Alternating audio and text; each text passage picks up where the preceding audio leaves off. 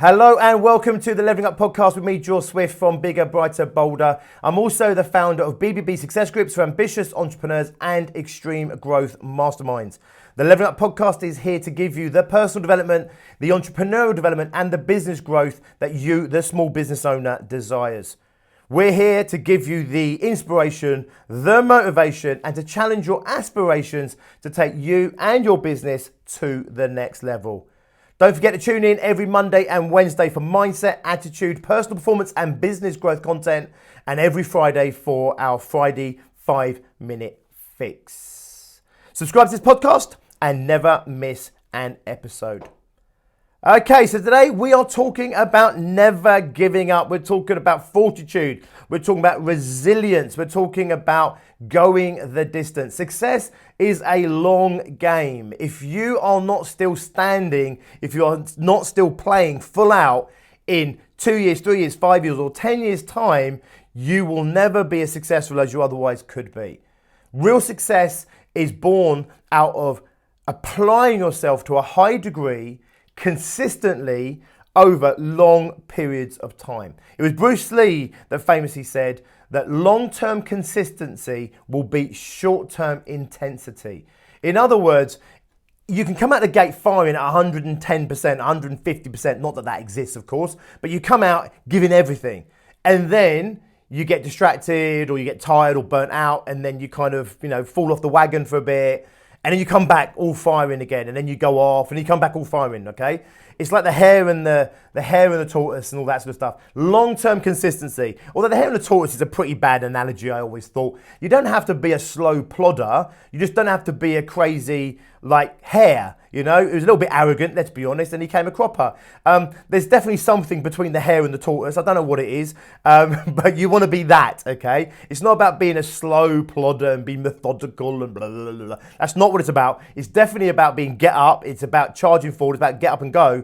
It's just not about the hare either, okay? The fits and starts and everything else. Long-term consistency beats short-term intensity. You need to still be pushing on, pushing forward, forging ahead years from now in order to really achieve the potential that is in you and the potential that's in your business.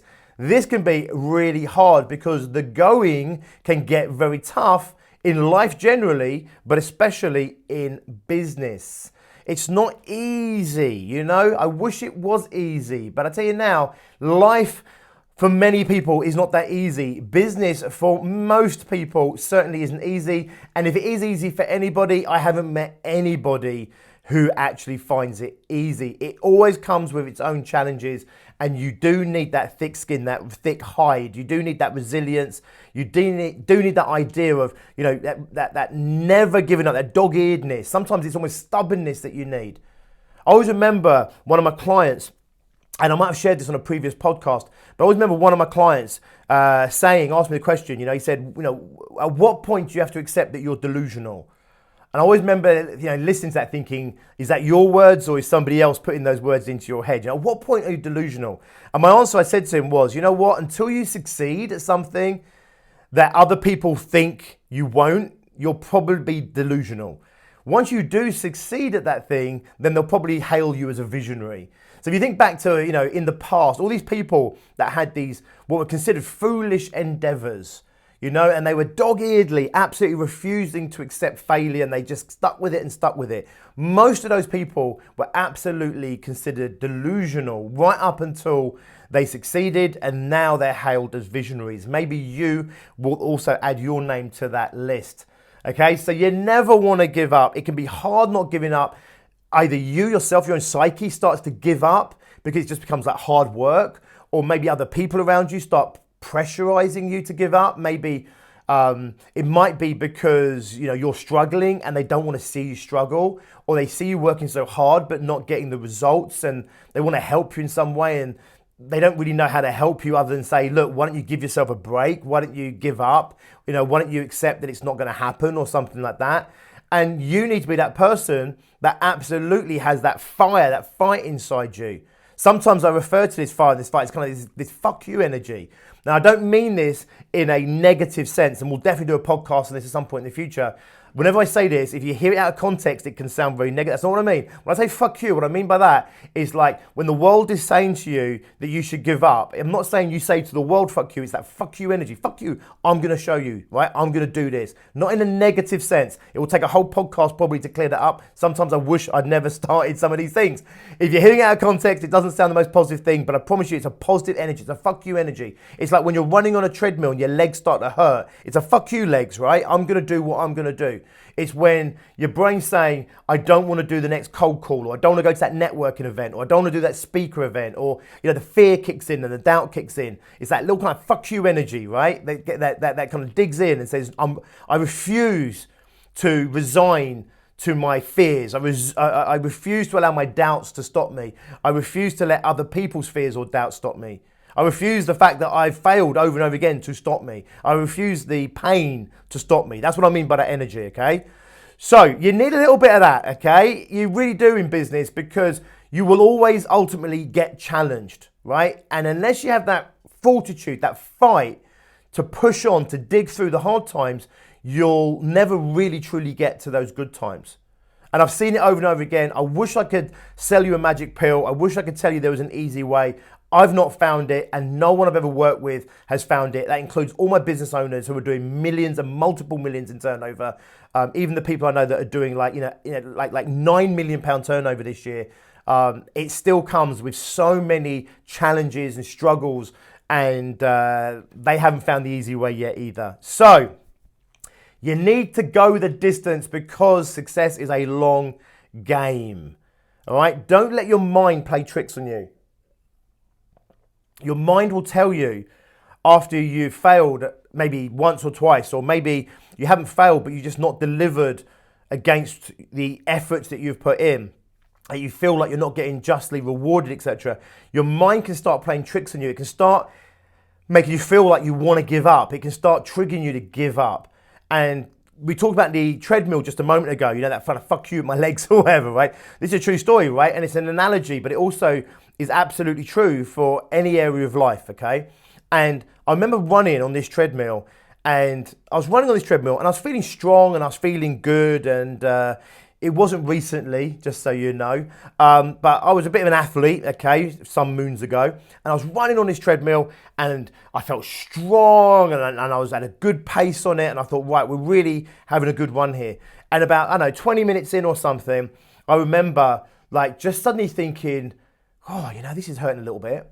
Just that little thought, this is hurting a little bit. And I thought, wow, man, my legs are really hurting. Oh my God, I'm exhausted. And I stopped. And literally within about, 30 seconds of that first thought, which was, wow, this is hurting a bit, to stopping was about 30 seconds. Because the pain is triggered by your unconscious, right? So the legs are burning, lactic acid, etc. That gets perceived by the brain as discomfort, okay? As your brain perceives that as discomfort, you kind of then are made aware of that pain, because you're meant to then heed the pain. Because of course, if we keep pushing through relentlessly through pain, it's possible we could end up with a major injury. So in our evolutionary past, if we were just running for the sake of it and I stubbed my toe, it was meant to hurt like hell. But if I was running through the woods chasing, either running away from a saber-toothed tiger, or chasing a wild boar or food or whatever it might be, or hunting or going into battle, for example, if I stub my toe in those situations, I'm not meant to feel that pain anywhere near as much as I would otherwise, because the thing that I'm working on right now, the thing that I'm putting my energy into, is more important than my big toe. Does this make sense? So actually, not all pain is equal. So just because if you walk around your house and you stub your big toe whilst you're walking around your house or going, to the bathroom in the middle of the night, hurts like 1,000,000%, right? The most painful thing in the world.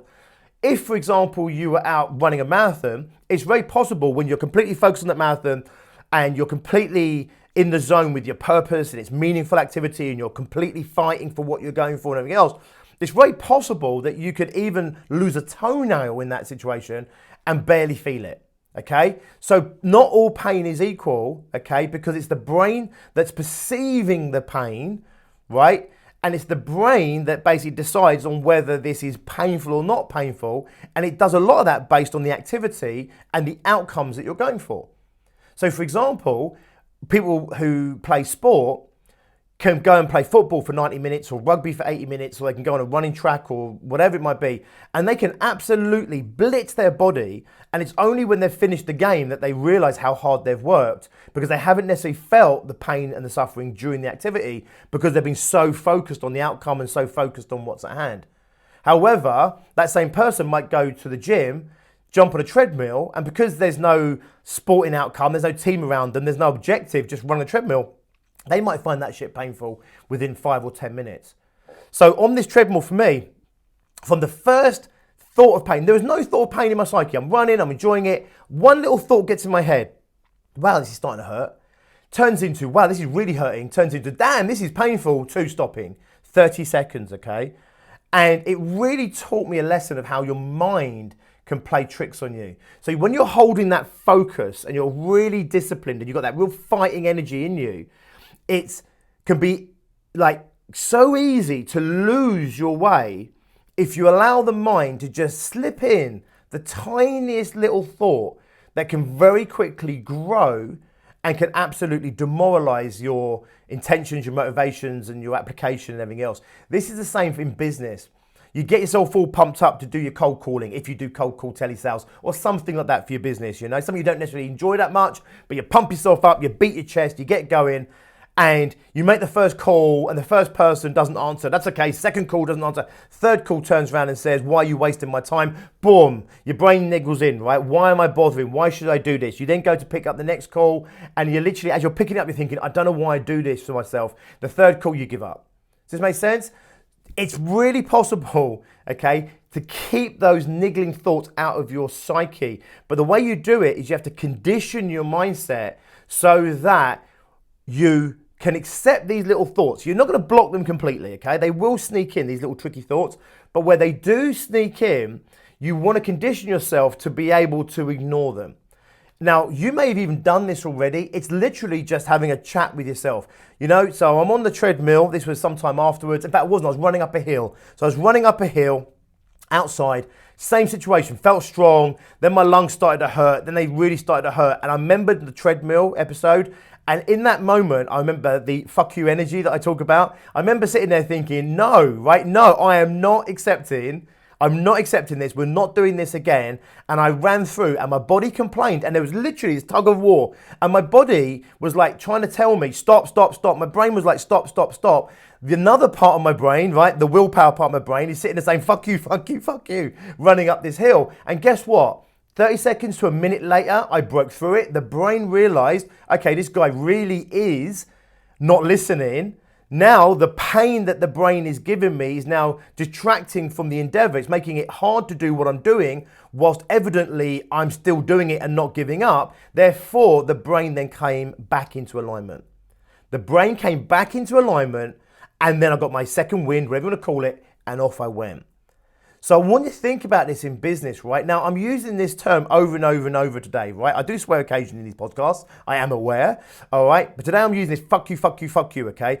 Because sometimes you need a little bit of that. You don't want to walk around the whole world saying, fuck you, F you, F you. It's not about that. In fact, it's never aimed at anybody else. Even if someone's like negging you out or someone's trying to put you down or someone's saying give up or whatever, even when I'm saying fuck you, I'm not really saying it to them out loud or anything. It's the fuck you energy to get me past, get me through that little wavering point where it'd be so easy for my brain to get its foot in the door, crank that door open and come bawling in saying, this is hurting, this is painful, this isn't working, we should give up, this is miserable. Does this make sense?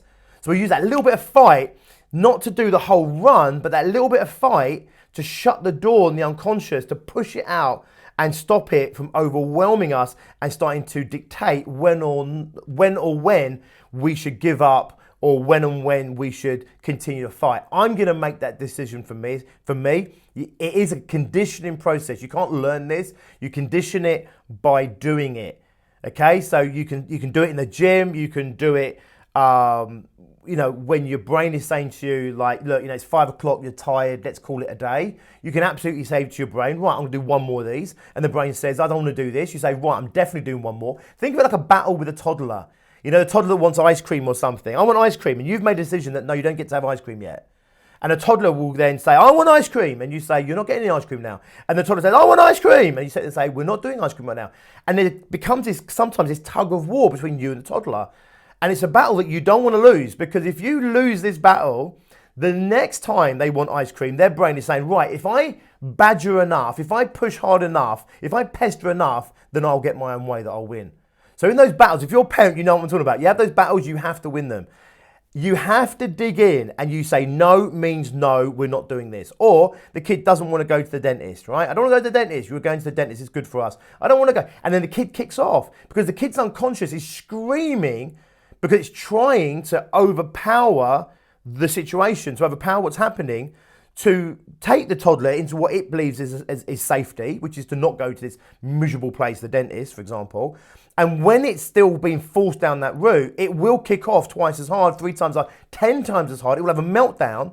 But eventually, as long as you persevere, it gives in. And it's the same with your unconscious. It will give in. Whether it's, the difficult activities that you have to do at work with the business, it's the activity you don't enjoy, maybe the activity you find difficult and challenging, whether it's sales activity or the speaking on stage or whatever it might be. The unconscious kicks off saying, I don't like this. Then it creeps in a bit more. I really don't like this. Then it kicks in saying, I'm the boss, I'm going to stop. You turn around and you sit and say, no, I'm the boss, fuck you. And you push, and eventually the unconscious realizes that it's not being listened to. It will scream louder and louder and louder, and eventually it will give in. Eventually it will give in and it will support the inevitable, which is we are still running, we are still doing this business, we are still making these sales, we are still going on stage and doing this talk, we are still doing whatever it is that the unconscious was trying to stop you from. So I want to share with you a little analogy, a little story, okay, which I share to really show you why it's so important that you stick to your goals, stick to your agenda, this never give up, this resilience that I'm talking about. And I think it really shows kind of the challenges that we also face, similar to what I've just shared with you in terms of running on the treadmill, etc. So this is what I call the last person in the river, okay? So I want you to imagine we are going back to the gold rush days of America, and we go from wherever we are, right? If we're in America, we all go over to where the gold rush is happening. If we're in Europe and that, we get on our boats and we travel over there, and we're full of ambition and optimism, and we can see what it will be like to be wealthy and rich and have all this gold and everything else. We buy into that dream, okay? So we go over there, and eventually we get to the town. With all the enthusiasm that you could ever have, we buy all the little sieves for sifting the dirt, and we buy the pots and this, and we get ourselves a mule or a donkey or a horse or whatever it might be, and off we go to the river, okay? And there's 100 of us all go to this river in one go, because there is gold in there river, right? And we believe in it, and we're bought into it, and we're enthusiastic about it. We get to the river. We go in there all excited, and we're sieving the dirt, and they get panning for gold, right? We put it in, we put the dirt, we sieve, no gold. We pan, no gold. But we're all full of enthusiasm because we believe that there is gold in there river. So we keep sieving, we keep sieving. After about a day of this, there's a whole chunk of people where their thoughts are starting to think, there's not gold in this river. They're starting to feel just the dampness and the wet. Maybe the cold starts to set in. And very quickly, it starts to feel very damp and very cold and very miserable. And at the end of the first day, a whole chunk of people quit and go back to town. There's still a chunk of us. We carry on the next day and the next day. But over those days, more and more people, the psyche starts to play tricks on them. I don't think there's any gold in here. I don't think it's working. And when it's not working, there's no reward. When there's no reward, it's just misery. So they're getting cold and they're getting wet, and it's just sifting dirt. That's all they're doing. Sifting dirt, sifting dirt, sifting dirt. They're getting tired. They're starting to ache a little bit. It's just miserable. And the brain starts to say to them, there isn't gold in here. We are just suffering right now. And the suffering increases and magnifies, and a whole bunch more quit and go back. Let's say there's a chunk of us, 10 of us, make it a month. And we're still sieving, right? We're still sieving. And there's various degrees of people in there in terms of their beliefs. Some people wavering. You, however, the hero of this story, are absolutely resolute, right? There's gold in this river. I know there's gold in this river. I am going to keep panning this gold. I keep panning this gold. Every time you're panning for gold, you're thinking, right, the next pan is the one that's going to bring the gold. Every time. And you have no lack of enthusiasm because you absolutely know there's gold in the river and you're going to get this gold. You just have to keep panning, right? So you're there. Everybody else starts to waver, okay? Inevitably, there's you and me, and it's just you and me, okay? And I'm standing next to you, and I'm panning, and you're panning. Everyone else has gone home, okay? Everyone's gone back to the warm and the dry. They think we're crazy, by the way. They've told us that on the way out. They think we're delusional, but we're there and we're still panning. I'm sitting there getting a bit fed up and pissed off. However, you're still sitting there, there's gold here somewhere, there's gold here. I know there's gold here, right? And eventually, you see a tiny little speck of gold. The tiniest speck of gold you could ever imagine is just sitting there, like a little bit, like the a fleck of gold. But you see it, and it is what it is. It is definitely gold. So you pull it out, tiny little thing, perfect. You look in the pan, nothing else. So you keep sieving, you keep sieving. There's another little fleck, and another fleck, and another fleck. And there's more and more flecks. But they're tiny, they're so tiny you can barely see them. And you're starting to look at them, and you're starting to say, were they always there? Was I missing them before? Or am I just finding the gold now? And you keep looking, and you keep looking, but there's more and more gold there. That's all you can see. And you're looking at me, and I'm just getting more and more disheartened. I'm getting more and more fed up. And it's starting to creep in. Even though I'm one of the last two people there standing, I'm still sitting there, but my brain is starting to say, you know what? I don't think this is happening. I don't think this is happening. And I start to quit. And you see me, and you take pity on me, and you come over to me and say, look, there's gold. Look, there's gold. And you point in my pan, and there's gold in my pan as well. And it's so tiny, and it's so small, I can barely see it, right? Like the stars in the sky, right? Tiny little specks of gold in this pan. And I look at you and you're smiling at me from ear to ear. There's gold, there's gold. And I turn around to you and say, are you fucking kidding me? Like, I'm doing all of this for this reward. Are you kidding me? Are you having a laugh? In that moment, you're looking bemused because you're thinking, but there's gold in that river. There's gold in that pan. And I'm sitting there and all I'm looking at is I've worked all this effort, all the damp, all the pain and the misery and the suffering for these few tiny little specks of gold. I throw my pan down and I go back to the town with everybody else. You're looking at me like bemused. Like not only the fact that I've left after having seen the gold, but the fact that I haven't really seen what I've seen, which is there really is gold in this river. So anyway, you're there still sieving away and the gold keeps coming. Little bit of gold, little bit of gold. Then eventually bigger bits of gold keep coming. Then bigger chunks keep going. Eventually you can barely fit all the gold into the saddlebags of your mule, okay? And when your saddlebags are completely full, you get on your horse or your mule and you head back to the town full of gold. You're the last person in that river. Everybody else gave up. Everybody went home. Everybody else let their mind get the better of them. Even me, when I saw the gold, I let my mind play tricks on me. You stayed the distance. You went the distance. You played the long game. You've got all the gold. You come back to the town and then in unison, we all look at you and we tell you how lucky you've been. And that is what business is like. You stay the ground, you do the distance, you do the pain, you make the sacrifices, you pay the price. You do it year after year, okay? You don't give up because you know there's gold in that river of your business. You might have to change your strategy, change the way you do business. You may have to level yourself up. You may have to do all kinds of hard graft, but you stick with it and you stick with it. And as long as you stick with it long enough, you get all the gold. And so many other people who failed in their businesses, who didn't do what you did and didn't go through what you went through, will look at you and think you're a lucky bastard. They really will.